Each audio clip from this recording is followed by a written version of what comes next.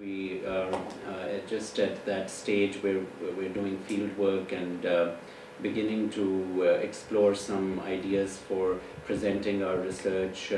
So it will be really helpful to get feedback from you on how to craft this project. Right? This is really at that stage, and so allow me to then introduce myself quickly.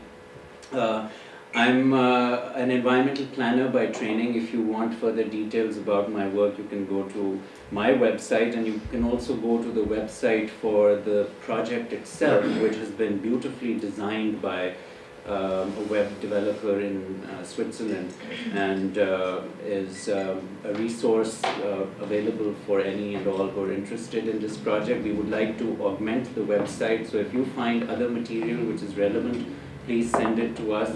We're well connected on social media as well, so those of you who are on Twitter or Facebook, you can follow us there, or myself for that matter too, though you will probably get quite fatigued with my gossip on Pakistan and the like on Twitter, but if you can endure it, you're welcome to follow me there too. So the real question we're trying to address is, with this simplistic version the graphic shows us, in terms of sustainability, the livelihood dynamic of how we can consider a particular luxury good item, pearls, which often people would think of as something that is within the specter of consumerism, as something redundant. And this has been a main theme of a lot of my research as an environmental planner, is that how do we think about consumerism and consumption in more systemic ways, not to think of it just in terms of, well, what do you need, but to say what you might want and not need is linked to someone else's need along the supply chain. That we should not have a very simplistic vision of need versus wants, or need versus greed, but that many times that greed and need is interconnected, and that modern environmentalism often simplifies matters when we're talking about consumer behavior and consumption patterns. So this work on pearls is meant to show the same. And in fact, recently I was asked by the World Economic Forum and Seed magazine to consider a complex systems approach to one particular product. And I presented pearls for that too, because if you think about the whole supply chain of pearls, going all the way from a jewelry shop on Fifth Avenue and trace it back to some remote Pacific island, it's an extraordinary story, and one where you will find that the opportunity costs for livelihoods may be very limited along that whole narrative.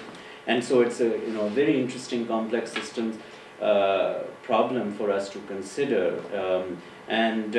That's how I would urge you to consider it, in the spirit of ecological economics being very, complexity oriented and not being linear, and that's why I'm using tools from modeling and so on.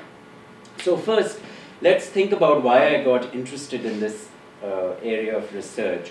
Those of you who are familiar with my empirical work know that I have spent much of my career in two areas. One is resource scarcity and conflict, and the other is environmental cooperation, and seeing how we can reconfigure governance dynamics to think about environmental issues as a peace-building strategy.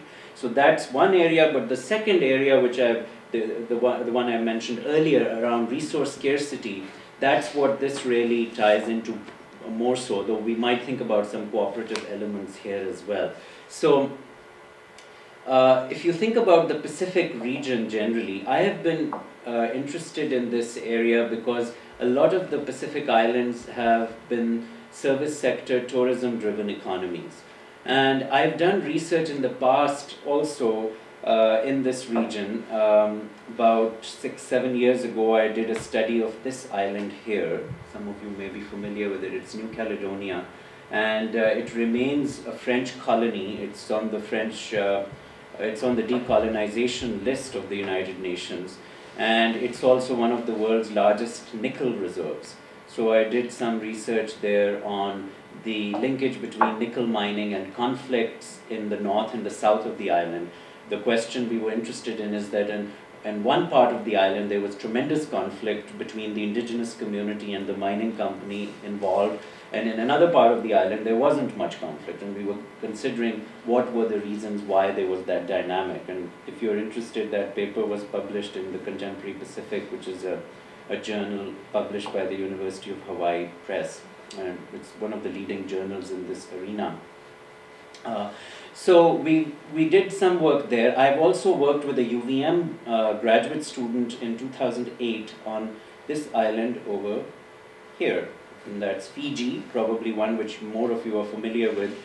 And there we looked at the situation between gold mining and other kinds of economies which may be impacted by gold extraction. People often don't think of Fiji as a gold mining area, but it has one of the world's oldest gold mines. I shouldn't say world's oldest, I should say world's oldest functioning gold mine, which is still operational. It's been through some tough times because it suddenly closed within a week's notice, and that's when we went in to do the study, to see how that closure, the sudden closure of the gold mining effort, impacted the livelihoods of the people who were living there, what kind of alternative jobs could they get, how was that mining impacting the environment for alternative livelihoods. It's only about 2 miles away from the fabled Fiji water plant, where they go and get the, supposedly idyllic Fiji water, and I happened to visit the plant while there as well. And we also produced a video documentary around that project, which is available for viewing as well, and it led to an excellent master's thesis by Mary Ackley, who spent time in Fiji as a Peace Corps volunteer and was very familiar with the location. So one of our graduates who's now working as a USAID program officer in Sri Lanka. So it's also a nice success story of one of our graduate students who moved on to development and had actually an offer to do a PhD at Duke and turned it down to go to USAID. So that's why I've been interested in this whole arena. The other aspect is clearly climate change. Climate change has been a source of great anguish for the Pacific region, and you can see the sea level trends from NOAA overall.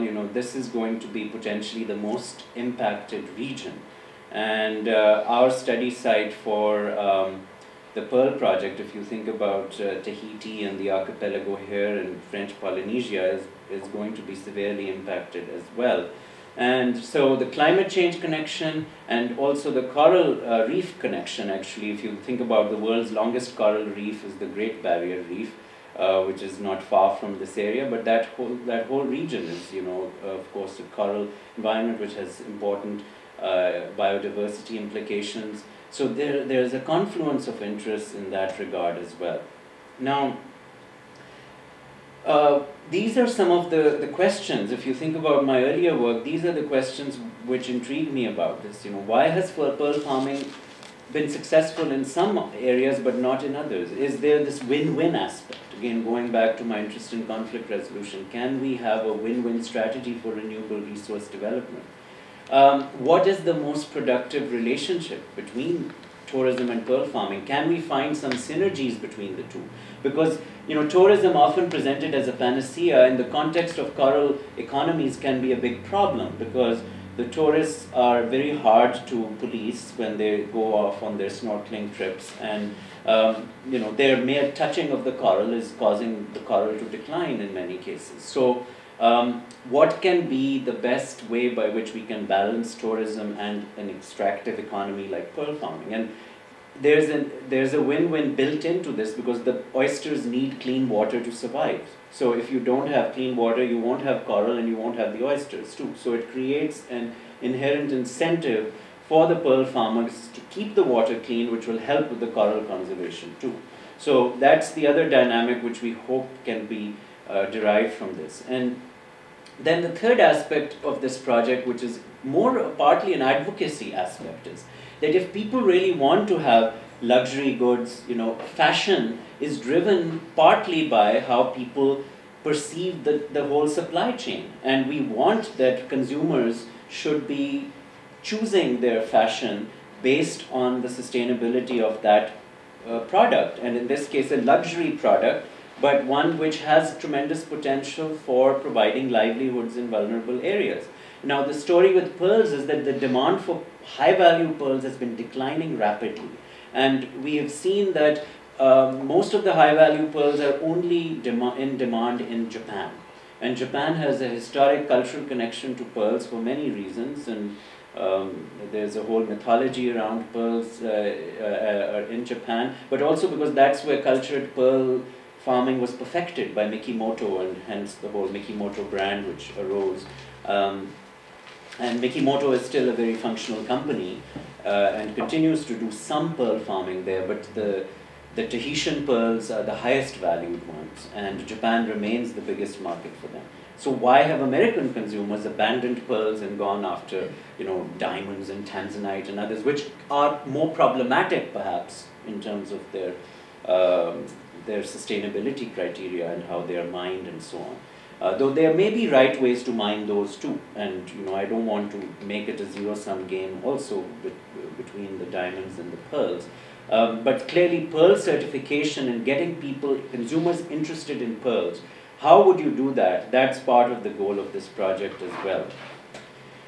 Now, if we think about the significance of cultured pearls, they have been very important economic pillars for French Polynesia and the Cook Islands. Cook Islands are a dependency of New Zealand, semi-autonomously governed. And they're the major source of export revenue for these territories. So this is just some data in terms of in 2010, we had about 400 companies working in French Polynesia alone, about 429 licensed pearl farms. And that's the value we have, about $130 million, which is not trivial, but if we think about it in the larger scheme of things, there is perhaps a lot of latent demand which could be further galvanized as well. So we also want to think about what are metrics of effective management, and I would welcome your guidance on that in multiple ways. We've got researchers who are collaborating with us, marine biologists, gemologists. That's actually one of our gemologist friends who was a PhD student at the University of Basel, who has really been one of our key collaborators on this project, Laurent Cartier, not related to the Cartier jewelry family, though he happily uses that surname to open doors when needed. But Laurent has, he's himself an avid diver and has spent a lot of time in French Polynesia. His language proficiency certainly helps as well in terms of working in the French Pacific. But this is what, the situation would look like underwater with the pearls where they are being farmed. This is what, for you, visually, what does a pearl farm look like underwater? This is what it looks like, and the buoys go up and down. And this is what happens in terms of coral. You've got, this is a healthy coral reef environment near a pearl farming area. You can have this symbiosis, that's what I'm calling anthropogenic symbiosis of the corals and the pearls being harvested, and the correct sort of incentive mechanisms being laid forward for both to coexist well. This particular species is the one we're interested in, Pinctada margaritifera, and we think it can be really used as an indicator species. We got a little sub-award grant just 2 weeks ago from National Geographic to actually study the impact specifically on other fish species which are found in the same ecosystem along with this oyster. So we have a marine biologist from Old Dominion University who has worked in the Pacific for many years and is a real expert in doing these kinds of studies. He's going to help us with that aspect of the research. We don't have many marine biologists at UVM as well, so we're trying to spread out as best we can with partnerships. We've got also chemists with whom we're working to be able to identify some of the analytical techniques, and I'll share more about that in a moment.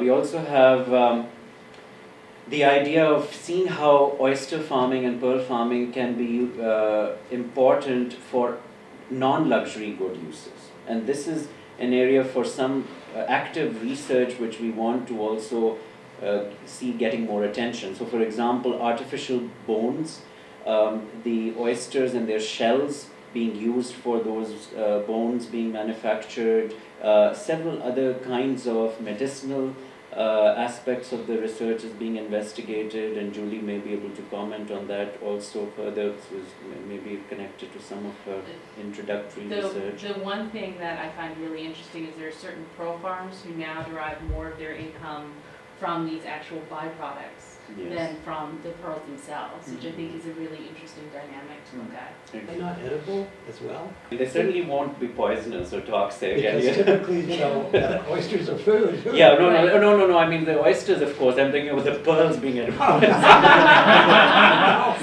But you know, there is just all these sort of ethnic medicine. They actually do use powdered pearls. But yes, absolutely. I mean, there are pearl farms. I just visited a pearl farm in the United Arab Emirates. The only pearl farm in the UAE, though historically before oil, remember, that was their main source of revenue.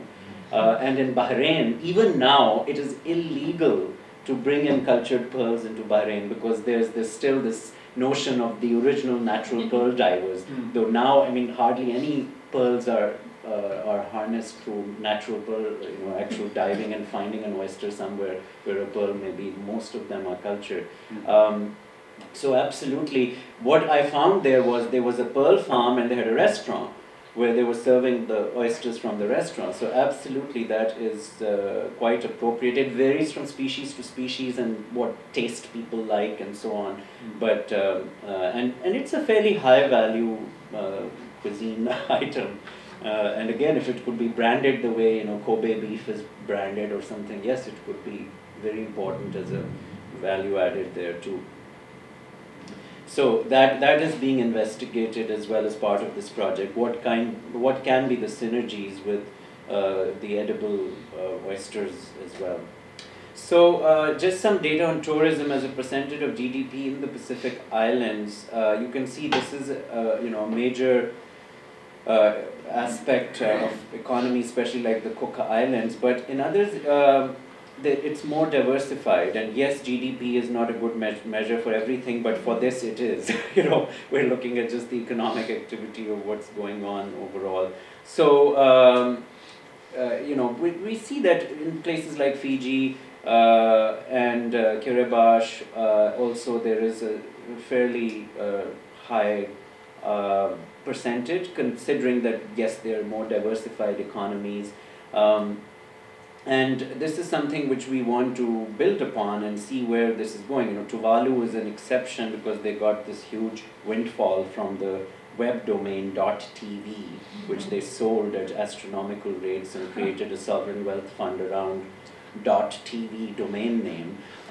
So you have these anomalies every now and then. But this is an area which we really want to look at also from a macroeconomic perspective and understand the dynamics of these small island state economies which often get neglected. The foreign direct investment flows have been highly variable for places like Papua New Guinea, which is an important part of this region, but not much for the others. Why? Because Papua New Guinea is an extractive industry economy with large mines, and so a lot of it is dependent on what level of investment you're getting for very large mines. And you may remember this is the country which had the fabled Bougainville mine, which led to a civil war, and there's still there are rumors that it will reopen. It's still got plenty of copper, but it's in abeyance right now. But many other projects as well. So it's a fascinating area for study, this whole region, in terms of the biodiversity. PNG is also one of the great spots for bird diversity, birds of paradise and so on. So lots of interesting stuff going on there. Just some data in terms of pearl production across the board. We've seen this is, we're looking at non-French Polynesia regions also, because French Polynesia dominates the market, but then we have some of these other places also. Cook Islands is considerable, but these others are growing. So we see Fiji has grown. Fiji had a big decline in its tourism industry because of the coup that happened there about 5 years ago, the military coup. And so the economy was able to adjust partly because they were able to have, you know, more investment in other areas which are not just tourism dependent.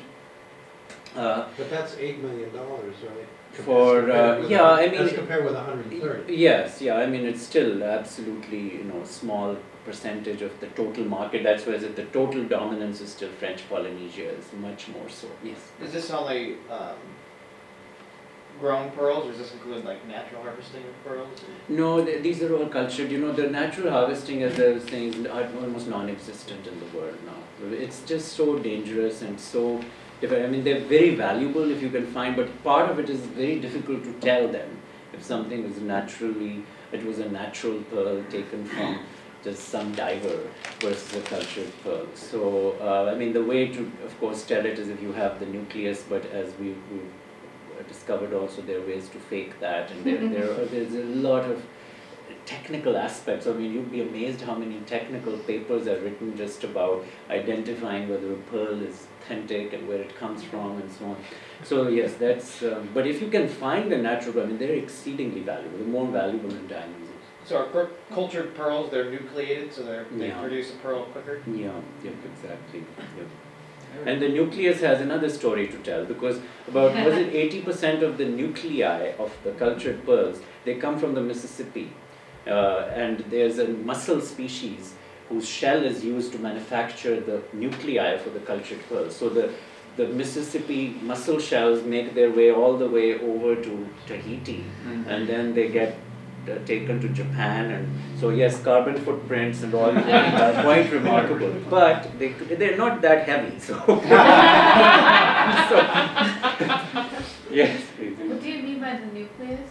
The nucleus is when the oyster is going, and there's a film if you want to see how the actual culturing is done. On our website, I made a little document, or not a documentary, but maybe a little bit hyperbolic, but it's a YouTube film which shows you how the actual culturing is done.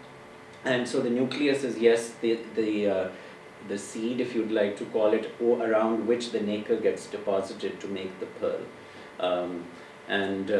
You know, contrary to a lot of these myths about the grain of sand going in and all that, the gemologists get very upset saying that's not actually what happened, and it's caused by actually other factors and so on. I have a quick question. Yeah. Is there any story behind the drop-off in production? The Japanese economy, essentially, because it's so dominated by Japan, the high-value pearls. You know, then that's what we want to change, because I mean, I think that American consumers who have a lot of disposable income, European consumers for that matter, if they, you know, it's all about creating that allure that people will like it. Just with Tanzanite, they were able to create that allure. And, you know, if you look 10 years ago, no one knew about Tanzanite. Now you go to any K jewelers or whatever, you know, and it's Tanzanite rings. Why? How did they create that allure? Anyone know? I mean, this just shows the psychology of consumerism. Otherwise, change the name? The name, some might say yes, it's connected to a country. The Tanzanians love that aspect. But basically they said there's only one mine in the world of Tanzanite. And that is true. There is actually only one functional Tanzanite mine in the world. And they said if once that mine is extracted and extinguished, the value of Tanzanite will go up. Very much. So, that's straight out of Sky Mall. Yeah, yeah, exactly. Yeah, that's what they say. That's right. Yeah. Creating exclusivity. They create this exclusivity around it, and then the other aspect was they said it's like a sapphire, but it's cheaper, and it's So anyhow, so why not create a branding around pearls, which is that this is the only renewable gemstone. It's an organic gemstone. Doesn't that sound cool? It is, kind of. It So I might mean, be. there's an inorganic chemical component, and betraying my roots as a chemistry major, but yeah. So It might be great to connect to health benefits. health benefits, well, yes, I think there is this sense around, in some kinds of Oriental medicine that the pearl No, has. just wearing the pearl. The wearing, well, I mean that, the New England Journal of Medicine would give us a hard time about that. But I can say, but alternative medicine, whatever makes you feel good. The ultimate marketer. Sure. I think a lot of it in marketing is just the idea of culture. That you hear the word cultured and you're thinking like farmed. I mean, when I saw the picture just out in the ocean, Yeah. but it's just like with salmon, I avoid farm-raised salmon. I want the natural salmon. So there's just once you use the word cultured, I think people in the U.S. I don't know what other people's perception is. My perception was tanks on dry land. Oh, yeah. Oh, wow. Yep, there you go. So just changing that perception, and then also the fact that the culturing itself is very non-intrusive on the whole with regard to the oysters. And in fact, if you were to do diving, it's more ecologically it'll be much worse because you don't know where to find it, and so it becomes like a treasure hunt, and you're messing up coral and looking for oysters under here. You don't want to do that. Does any of the tourism center on the pearl culture? The tourists actually go to see that, or is it- We wish, but not as much. Only in some areas, like these atolls I visited in Tahiti. One particular atoll where there's a pearl farm. That's where the video actually was taken, and the gentleman who's owning the pearl farm, Gauguin Pearls, and the Gauguin never visited the place. But they go branding, he was nearby. But Gauguin Pearls, they were, they are basically trying to do that they have a relationship with a resort nearby, and they bring the resort members on a morning tour to the pearl farm, and they have a little gift shop, and they try to connect those elements. Mikimoto has done that in Japan, not far from where the tsunami occurred. Actually, they have it was far in some terms, but they have a museum, and they have the same kind of, and the largest number of tourists they're getting are Chinese tourists now, even though China is the world's largest producer of freshwater pearls and the low quality pearls. But there's an interest, and we see China as probably being the big growth market for pearls, more so than the US. But I think US should go for it, because the concern is with Chinese consumers, it's much more difficult to get them to have preferences around sustainability. It's still a long learning curve at this point on sustainability purchasing in China. And there are people who are working on it. But in the US, we see this has taken on really so. Yes. So I want to respond to what Matt said about the word cultured, because like when you go to the store, it's like the salmon's farmed or wild. Yes. It makes a big deal. But I live in Wellfleet, which has the best oysters in the world for eating. Yeah. And it's you might also want to come down and visit, because they have a completely aquaculture. The whole thing is aquaculture farms for oysters and clams. And they have a huge industry for growing oysters, but there is no distinction made at all between the ones that are wild caught and the ones that are grown in those baskets. I'm just saying there's a perception. No, I agree with you. I'm saying that in the case of oysters that you eat, the consumer doesn't have, there's no distinction made. So they don't know if it's coming from a fish, from an aquaculture operation, or if a dragger went out and just picked up a wild one. They're the same oysters, and there's no distinction made. So that I'm just saying that can sort of maybe bear on this issue of calling them cultured. Yes. And that word, I think he's right, that word can have a stigma. The word is a problem, yes. Cultivated. Absolutely.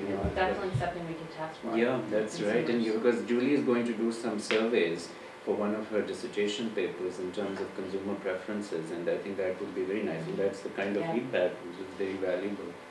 You guys should come down and visit the oyster operation. I will. Indeed. Saleem, you've mentioned high quality and low quality pearls a couple of times. What's the difference and what do they do in farming? Yes. Okay, so the value of the pearl, but the gemologists get very upset about, they say the value is determined by the beholder. If you like something, you can pay, willingness to pay. And they really get upset, like with rubies and all, when people say, they ask them, where is the ruby from? And say, we don't want to tell you where it's from. Do you like it? And so that's part of it. The price is highly variable in gemstones generally. You know, you could get just a variation of like 500%. So with that caveat, the high value pearls generally are the ones which are coming from this large oyster, which is the magnetic oyster, and it produces the black pearl naturally. Those are the highest value ones. And when I talk about low value pearls, a lot of them have to do with, so there are two ways in which I'm referring to low value. One is the freshwater pearls, which is the, you know, the tiny ones you get with the jewelry generally as a sort of ancillary embellishment. You know, you've got some other necklace and there's smaller pearls stringed around. Those are the Chinese freshwater pearls usually. Those are the lowest value. But then you have also marine pearls, which are disfigured in some way, which have blemishes and so on, and they're not as attractive, and those would be lower value also, based on how they are being produced. They're not being seeded as carefully, because the seeding is absolutely key to how good the pearl is going to come up.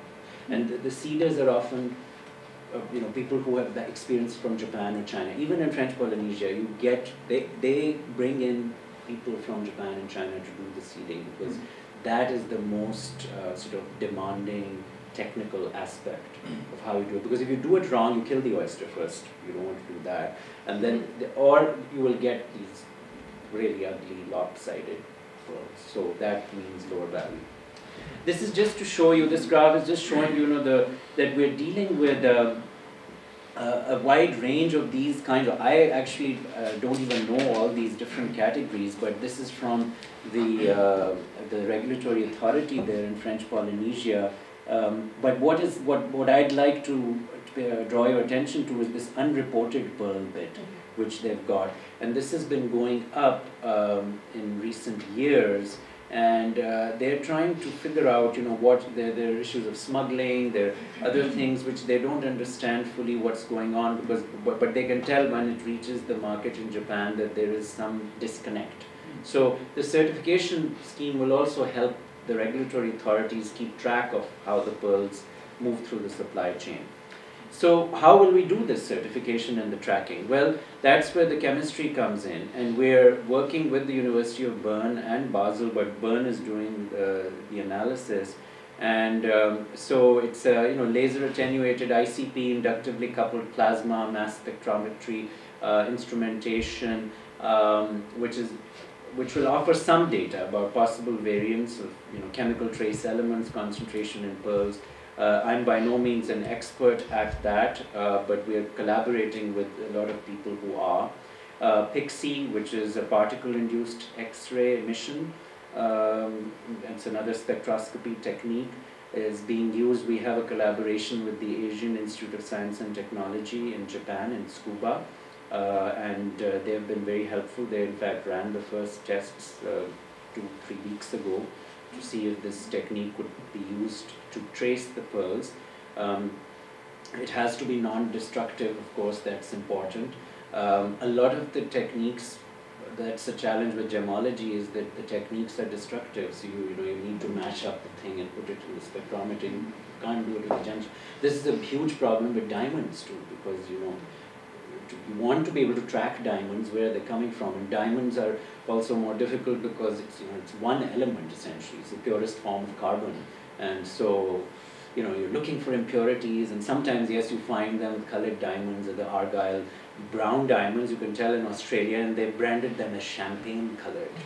So at one time, brown diamonds were like worthless. Right. Thanks to chocolate diamonds. Yes, exactly. So you've got. But Argyle has been able to do that really well. This is the world's largest diamond mine, which is now in Australia, in Western Australia. So we've got all these very interesting aspects to how this is going to be then used and implemented. And then we've got collaboration on the social side with the authorities in French Polynesia. They've been very cooperative and interested. And the University of French Polynesia also There's a research center there, and they're testing two methods which would offer physical traceability and also see how you could actually have a process by which, when the pearls are exported, what would be the way by which we move forward. We have some experience of that with the Kimberley process for diamonds, where we trace how the whole process unfolds, but we need to refine that further. There's also this microchip insertion into the nucleus for the very high value pearls. If you could do that, you don't want to invest with lower quality ones, but you could actually then track that. It's being investigated. We're going to do in the study, what are we going to do? Well, we've selected some cases in these different atolls. We're going to have partly an organizational study of Micronesia versus French Polynesia, because in Micronesia, they tried some of these techniques for sustainability in pearl farming, and they didn't work out as well. Now, this is the Federated States of Micronesia, which have an administrative connection to the US, and so NOAA was involved. So part of the research will also focus on what didn't work out organizationally with these efforts at improving management of the pearl farms. The role of development donors will be investigated, and I believe the World Bank also had supported some projects in that arena, as well as some of the Australian development agencies, and Australia is a big development donor in the Pacific, as one would imagine.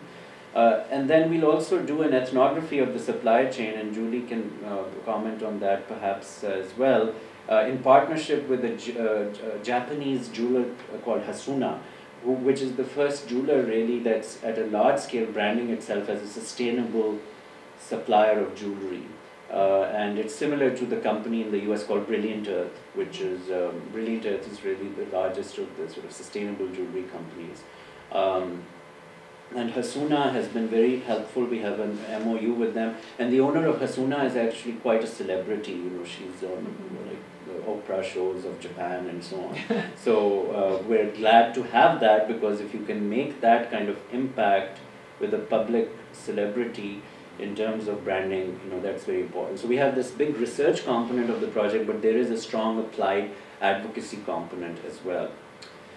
And the biodiversity study, which I mentioned with National Geographic, that's moving forward. National Geographic has been very supportive of my work more generally also, and I want to recognize them for that. They often don't give large funding, but they open doors in ways which are really valuable in terms of the media and getting much more sort of recognition for one's work. So that in itself has been very useful. We're looking at different kinds of protective nets and so on for them too.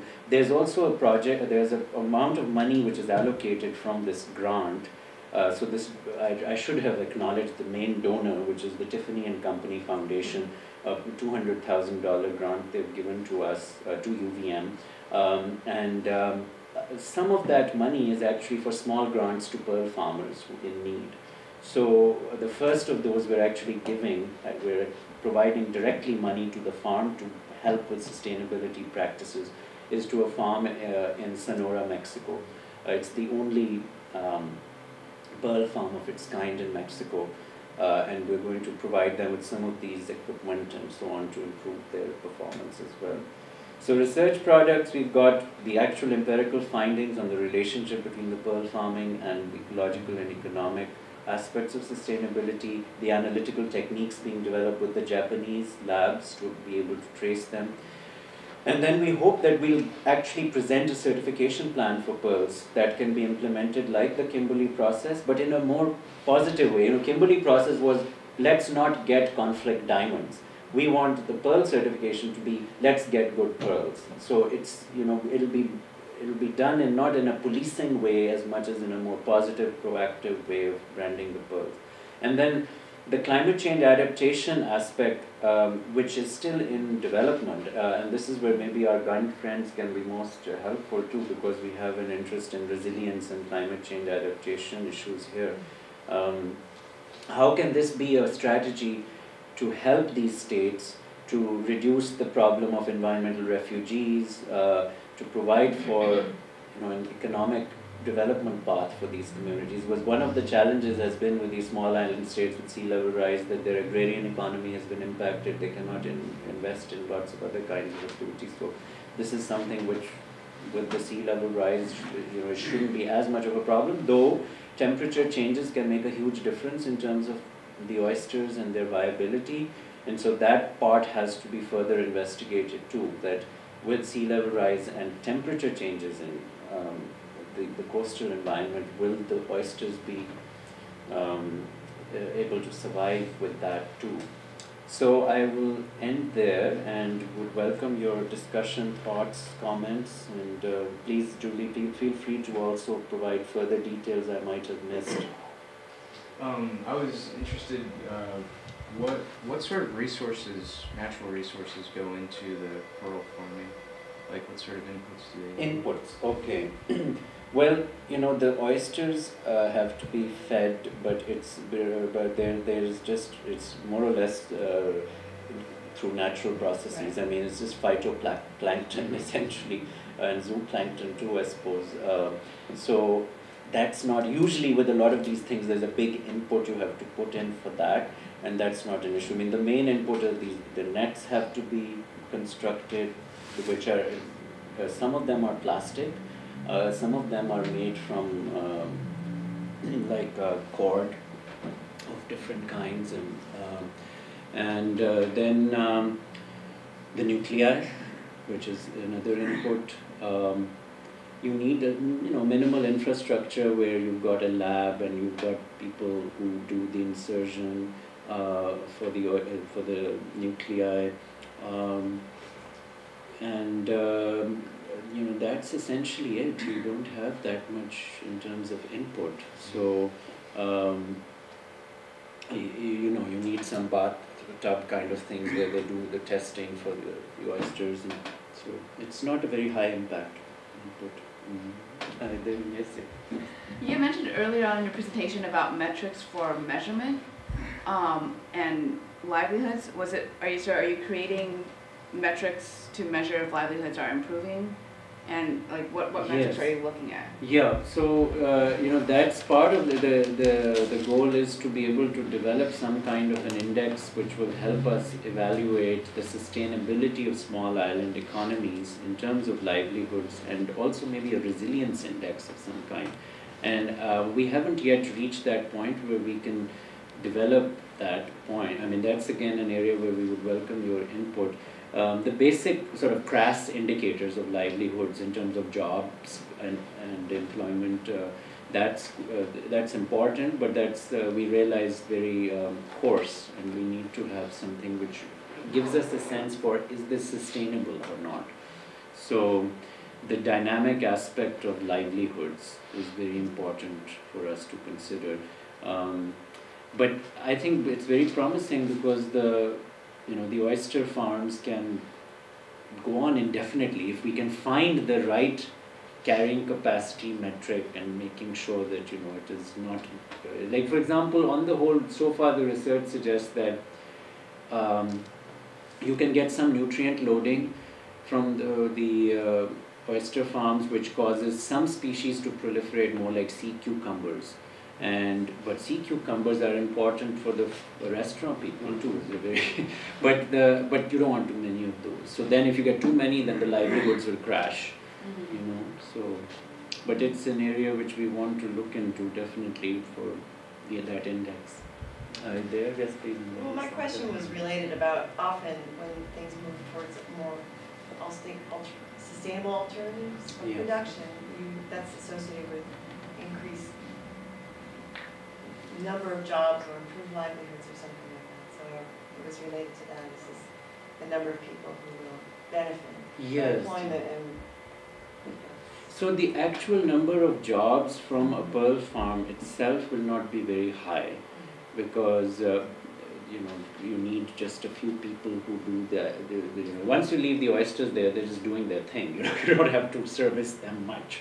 You have to scrape off the shells, which is a little bit of a service, because if you don't, then they're not happy, and I haven't quite figured out why they're not happy. But they're not. They have to be, they do their things, but you don't have to you don't have to have the same kind of constant employment for that. The main high value employment is the seeding of the nucleus, and those can be very well paid, relatively well paid jobs.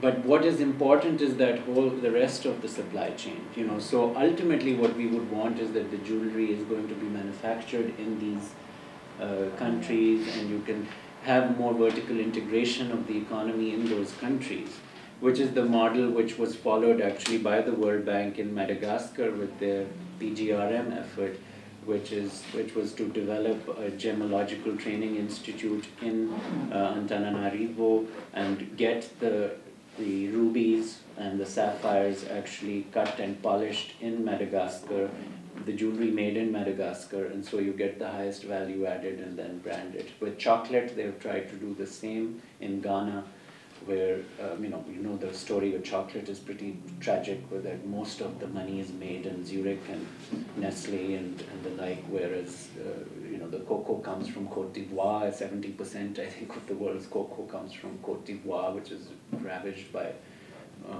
poverty. So that's the way to go ultimately. So yes, ma'am.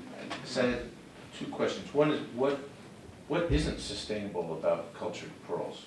I mean, it just sort of seems to be, I mean, the farmers want to keep it sustainable, they're growing it, it isn't generating, yes. I mean, okay, you have a couple extra sea cucumbers, but yeah.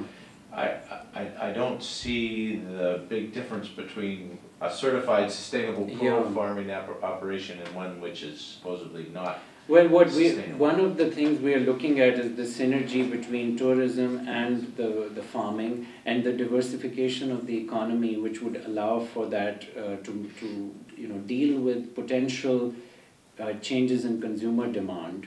And so you know, for example, with the Japanese economy going down, so it's more economic sustainability. So it's more the market demand for it, it's not the production side. Yeah, the ecological side, there are some indicators which are important. So, you know, but that's one thing, it's kind of a black hole. We don't know much about some of these larger pearl farms.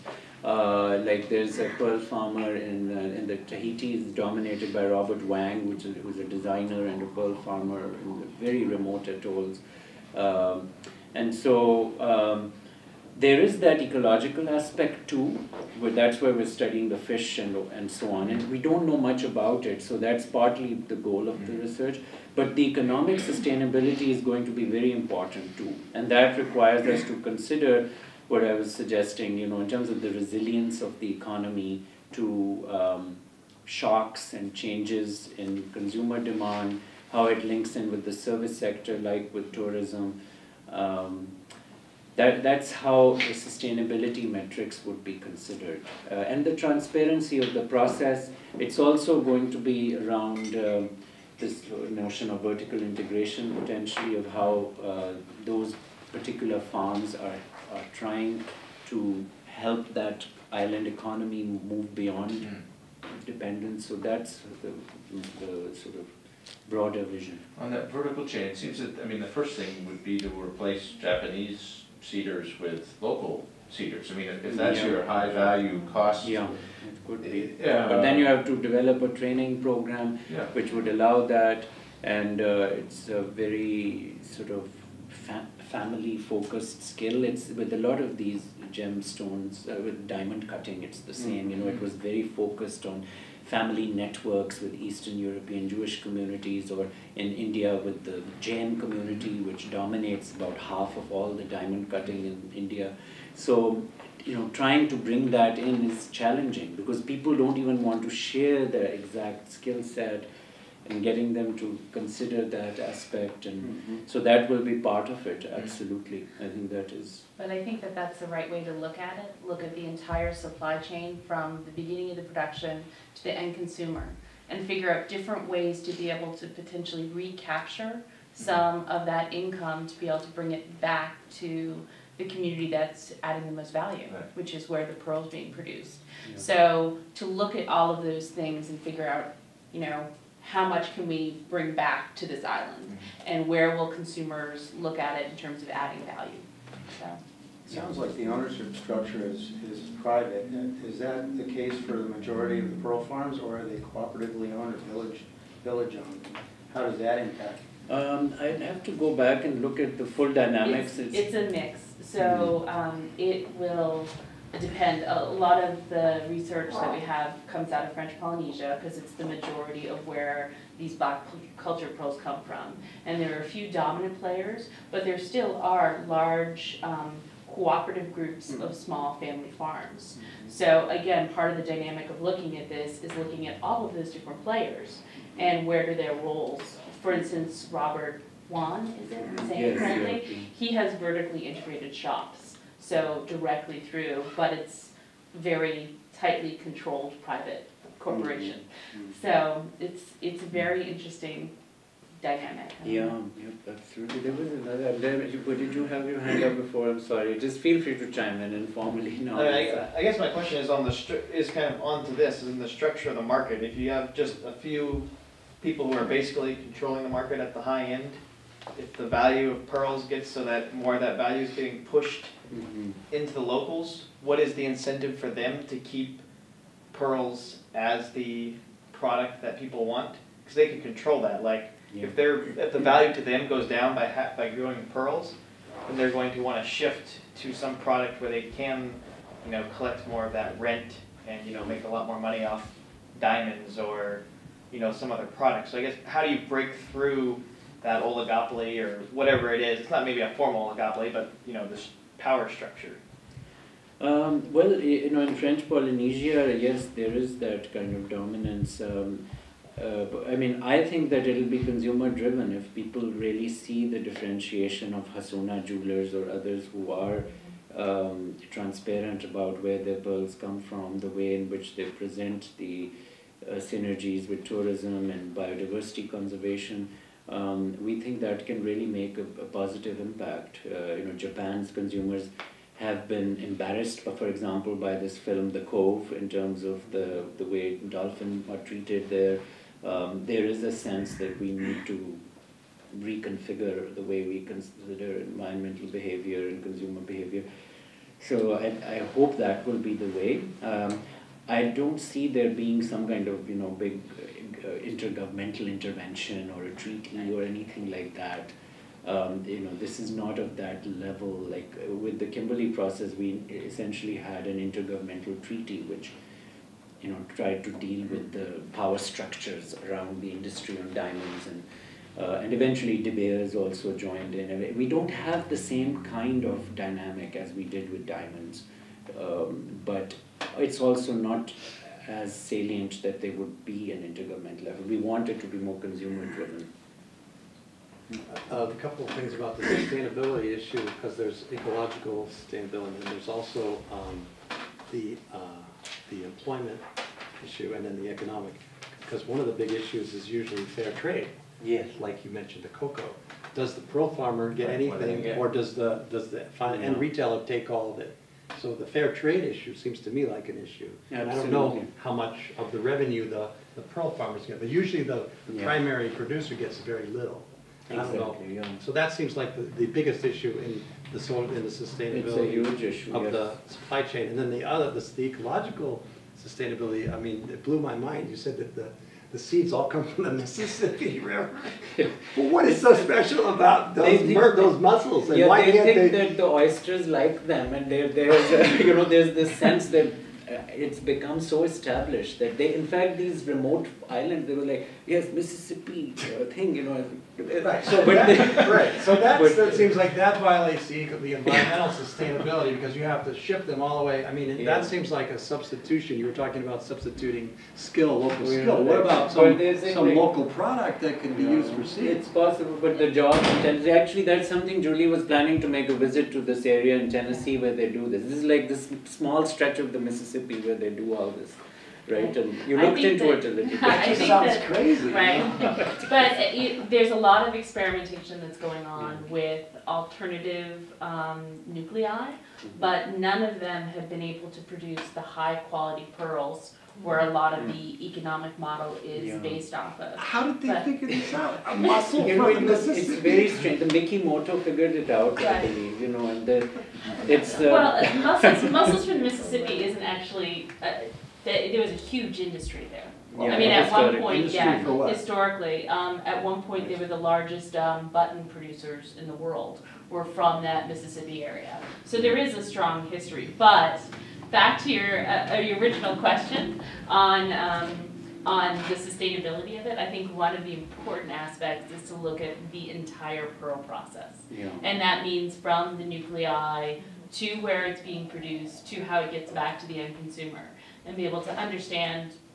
that footprint that it creates. So that's one of the things that we look actually, at. but the point you made about the buttons, you know, they were talking about clothing buttons. That's Yes. where they got the high volume in the Mississippi. I mean, they Yes. used that. Meaning from mussel shells? Yes, Yes. yeah, Mother exactly. Mother pearl. So that's where it started, It's like the but rest then of the shell, they would crush up. Yeah, so they were it's- able to, because of they had all this production anyhow, I think that's where it became easy that they needed something similar, and so there was an easy supply route. I believe that's how it. So it's a byproduct. It was the byproduct of it. Yeah, it was another product initially, and then now it's become the dominant product. Same material.